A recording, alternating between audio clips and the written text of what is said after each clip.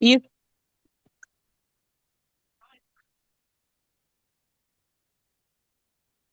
Imagine being 14 years old, sent out of class for talking back.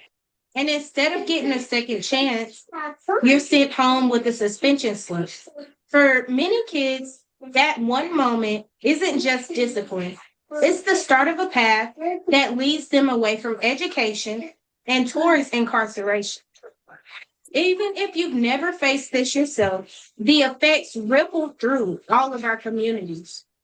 Students pushed out of classrooms become adults struggling with unemployment, poverty, or prison. Problems we all end up paying for as a society. The school to prison pipeline unfairly funnels vulnerable students, especially Black, Brown, and disabled youth, into the justice system.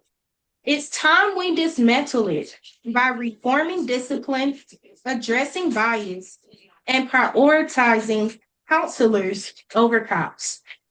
Today, I'll explain the problem and its impact. Then I'll show the causes, share solutions, and address the argument that strict discipline creates safer schools. The school to prison pipeline refers to the set of policies that push students out of classrooms and into the criminal justice system.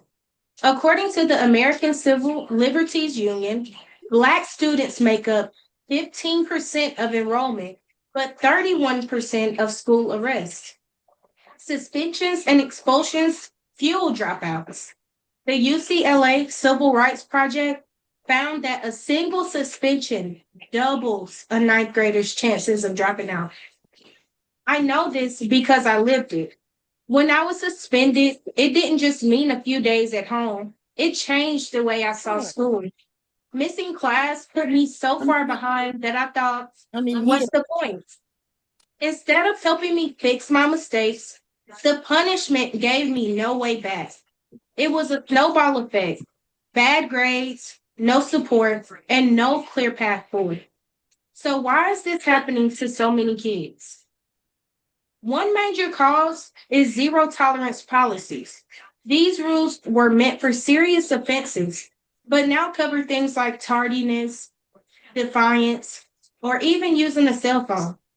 In California, Education Code sections 48900 and 48915 allow suspensions not just for violence, but for vague reasons like disruption.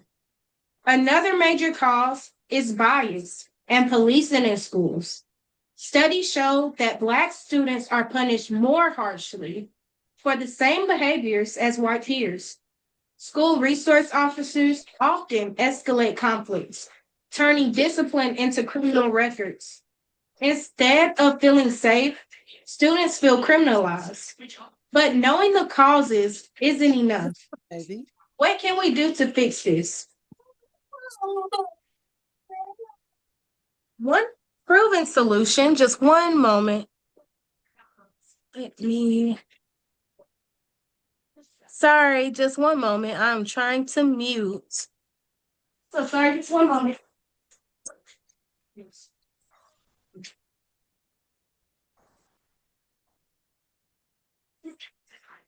Sorry for the disruption. One proven solution is restorative justice. Instead of suspensions, students meet with teachers or those affected to discuss the harm and make amends. In Oakland Unified School District, restorative justice reduced suspensions by 47% in 5 years. Another solution is more counselors, not more cops. The American School Counselor Association recommends one counselor for every 250 students. The US average is one counselor for every 444 students. Imagine being in a school where over 400 other students are waiting for the same counselor. While you're hoping for just a moment to be understood, the difference a caring adult can make in listening and offering guidance is life changing. I still remember my elementary school counselor, Dr. Moon. I also remember moments in school When I wish there had been more trauma informed counseling. I didn't just need to talk about the incident where I acted out. I needed someone to understand why I acted out. But when one counselor is stretched across hundreds of students, it's almost impossible to build that personal connection. What we need are counselors who not only listen, but who truly understand. If I had been given the chance to sit with a counselor like that, my story could have been different. Kids don't need to be scared straight. They need to be heard, guided, and given the chance to make things right. Some say stricter discipline is the only way to keep schools safe. Let's look at that argument. Opponents argue strict rules and police are necessary to prevent violence. But the National Education Association reports no evidence that school police reduce violence.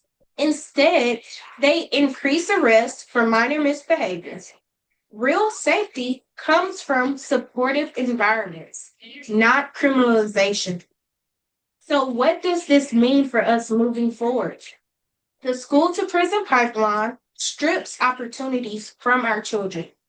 We looked at the problem, the causes, the solutions, like restorative justice and counselors, and why strict discipline fails. We must demand schools replace punishment with support, fund counselors, push for restorative justice, and challenge biased discipline policies. Because when we invest in children's potential instead of their punishment, we invest in the future of every community. Every child deserves a future defined by opportunity, not incarceration. Together, we can dismantle the school to prison pipeline and turn our classrooms into gateways of success, not gateways to prison. Thank you for listening. Thank you, guys.